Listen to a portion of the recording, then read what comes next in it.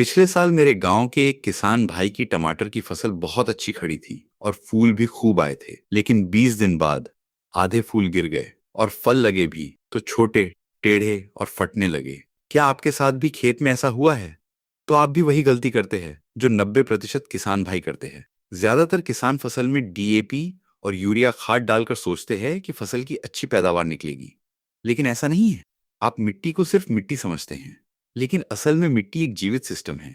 क्योंकि जब पौधा बढ़ता है तो उसे एनपीके के अलावा सेकेंडरी न्यूट्रिएंट्स और माइक्रो न्यूट्रिएंट्स की भी जरूरत होती है। और यहीं से शुरू होती है कैल्शियम और बोरॉन की कहानी। जी हाँ किसान साथियों, आज की इस वीडियो में हम जानेंगे कैल्शियम क्या करता है, बोरॉन क्यों जरूरी है, दोनों की कमी कैसे पहचानें, कौन सी फसल में कब देना चाहिए, और सबसे बड़ा सवाल, गलत तरीके से देने पर क्या नुकसान होता है। तो वीडियो पूरी देखना, क्योंकि आखिर में मैं एक ऐसा फॉर्मूला बताऊंगा जो 80% किसान भाई नहीं जानते हैं। और अगर आप चैनल पर नए हो तो सब्सक्राइब करना मत भूलिएगा। अब सबसे पहले बात करते हैं कैल्शियम के बारे में। तो कैल्शियम एक सेकेंडरी न्यूट्रिएंट है और कैल्शियम पौधों में स्ट्रक्चरल न्यूट्रिएंट है, यानी ये शरीर की हड्डी जैसा काम करता है। पौधे की हर कोशिका की दीवार में पेक्टिन नाम का पदार्थ होता है। कैल्शियम पेक्टिन के साथ मिलकर कैल्शियम पेक्टिन बनाता है और यही कंपाउंड कोशिकाओं को आपस में सीमेंट की तरह जोड़ता है।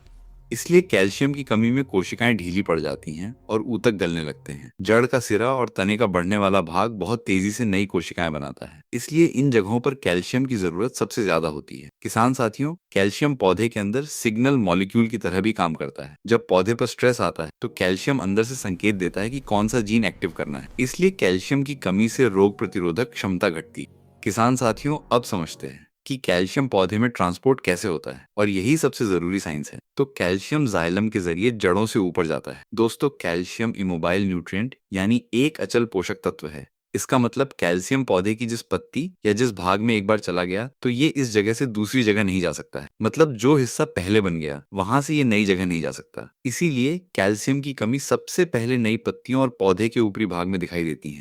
दोस्तों, कई बार मिट्टी में कैल्शियम होता है लेकिन पौधा उसे नहीं ले पाता है। इसके कई कारण हो सकते हैं, जैसे मिट्टी का ज्यादा अम्लीय होना, मिट्टी में अमोनिया की मात्रा ज्यादा होना, खेत में अनियमित सिंचाई करना, और अगर मिट्टी में मैग्नीशियम ज्यादा है तो इसके कारण कैल्शियम की उपलब्धता कम हो सकती है। किसान साथियों, अगर फसल में कैल्शियम की कमी हो जाती है तो पौधे में नई पत्तियां जलने व सूखने लगती हैं और हुक्नुमा हो जाती है। इसके अलावा अनार और टमाटर जैसे फलों में फटने की भी समस्या आ जाती है और फसल की जड़ों का विकास रुक जाता है।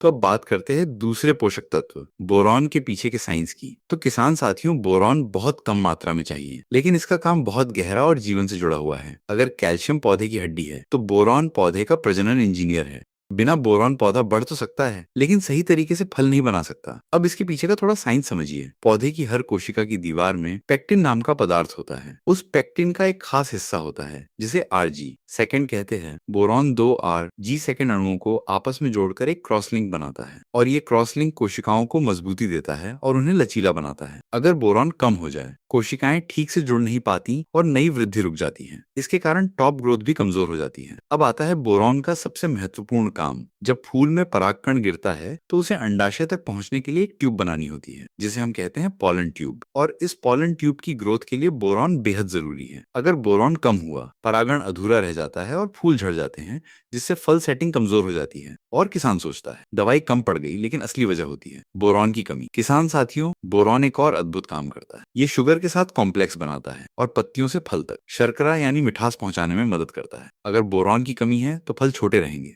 दाने हल्के होंगे, मिठास कम होगी और मतलब उत्पादन और क्वालिटी घटेगी। बोरॉन की कमी सबसे पहले नई पत्तियों में दिखती है, क्योंकि बोरॉन ज्यादा मोबाइल नहीं है और इसकी पहचान करना भी आसान है।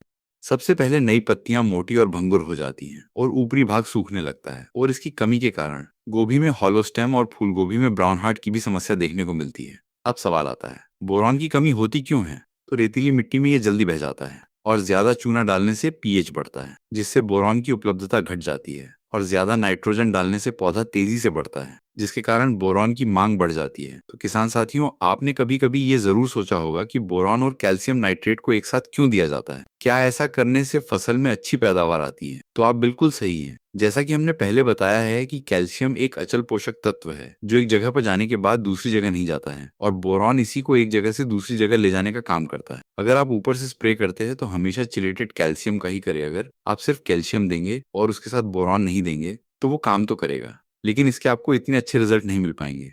किसान साथियों, अब बात करते हैं इसका इस्तेमाल कब करना है। ये जानना बहुत जरूरी है। इसका इस्तेमाल आपको बुआई के समय बेसल डोज में नहीं करना है। इसका इस्तेमाल तब करें जब पौधा बढ़वार पर हो, यानी वेजिटेटिव ग्रोथ में हो, और दूसरा जब फूल आने में 10 से 15 दिन बाकी हो। 1 एकड़ खेत के लिए आपको लगभग 10 से 15 किलो कैल्शियम नाइट्रेट और इसके साथ 500 ग्राम बोरोन को अलग अलग घोलकर फिर एक साथ ड्रिप से चलाना चाहिए। किसान साथियों, इसमें आपको बहुत सावधानी रखने की जरूरत है। अगर आप बोरॉन को 500 ग्राम से ज्यादा देते हैं तो फायदे की जगह ये फसल में नुकसान कर सकता है। इसकी मात्रा ज्यादा होने से पत्तियों में जलने की समस्या हो सकती है। इसका दूसरा सबसे असरदार तरीका है छिड़काव यानी फोलियर स्प्रे। किसान साथियों, स्प्रे करने के लिए आपको चिलेटेड कैल्शियम बोरॉन को ही लेना है। इसका डोज आमतौर पर 2 ग्राम प्रति लीटर पानी होता है, यानी 15 लीटर वाले पंप में 25 से 30 ग्राम इसकी डोज रखनी है। किसान साथियों, इसका पहला स्प्रे फूल आने से ठीक पहले करना चाहिए। इससे फूल झड़ेंगे नहीं और डंठल भी मजबूत बनेगा। और इसका दूसरा स्प्रे जब फल लगने लग जाए तब करना चाहिए, जिससे फलों में फटने की समस्या नहीं आएगी और फलों में जबरदस्त चमक आएगी। अब मैं आपको वो सीक्रेट बताऊंगा जिसे 80% किसान भाई नहीं जानते हैं। तो किसान साथियों, कैल्शियम नाइट्रेट को किस भी फॉस्फेटिक फर्टिलाइजर के साथ नहीं मिलना चाहिए, जैसे 1261 0, 1340 13, 05234 जैसे फर्टिलाइजर के साथ नहीं मिला सकते हैं। और कैल्शियम नाइट्रेट को किसी भी सल्फेट फर्टिलाइजर के साथ नहीं मिला सकते हैं, जैसे कि zinc sulphate, ferrous sulphate, magnesium sulphate, potassium sulphate, 0050 जैसे किसी भी सल्फेट फर्टिलाइजर के साथ इसे नहीं मिला सकते हैं। कैल्शियम नाइट्रेट को सिर्फ बोरॉन के साथ मिलाकर ही स्प्रे करना चाहिए। इसका आपको सबसे बेस्ट रिजल्ट देखने को मिलेगा। तो दोस्तों, आपको हमारे YouTube चैनल अपडेट फार्मिंग के द्वारा दी गई जानकारी कैसी लगी, हमें कमेंट करके जरूर बताएं। और अगर आप आगे भी ऐसी खेती से जुड़ी नई जानकारी सबसे पहले पाना चाहते हैं तो सब्सक्राइब करें हमारी YouTube चैनल अपडेट फार्मिंग को। और आप अगली वीडियो किस पोषक तत्व के बारे में देखना चाहते हैं तो हमें कमेंट करके जरूर बताएं। धन्यवाद।